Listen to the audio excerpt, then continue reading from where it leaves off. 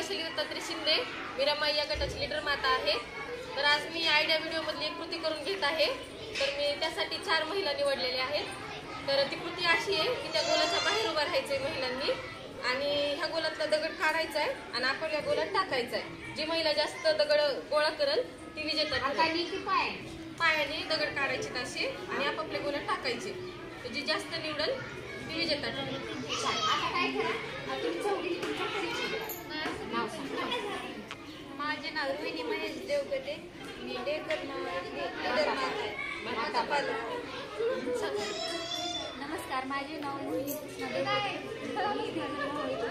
पहिली कमरा शाळेचे माता पालक आहे। नमस्कार, माझे नाव कीर्ती उमेश देवगते, मी ढेकण येथील माता पालक। मेरा नाम बानवी विस्पटा, मैं डेकर माता पालक। आता या 4 माता पालक या खेळामध्ये सहभागी झालेले आहेत आणि त्यांचा खेळ घेणार आहे वैशाली ताई आमच्या या लीडर माता। गोलामध्ये टाकायचे पहा काय छान खाली दिसलं पाहिजे। कोण किती जास्त खडे उचलते आपण टाळ्या देणार त्यांना स्टार्ट म्हटल्यानंतर 1 2 3 स्टार्ट।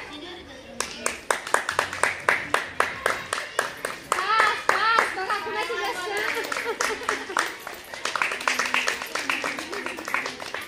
किती मिनिटाचा वेळ दिलाय? 1 मिनिटाचा। 1 मिनिटाच्या वेळामध्ये आपण पाहणार आहोत या माता किती खडे गोलामध्ये टाकणार आहेत। छान छान छान छान। अर्धा मिनिट शिल्लक आहे।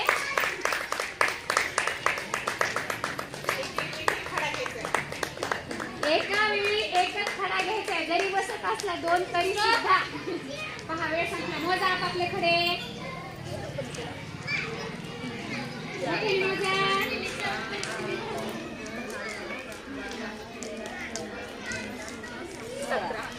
18 खडे होईल। 17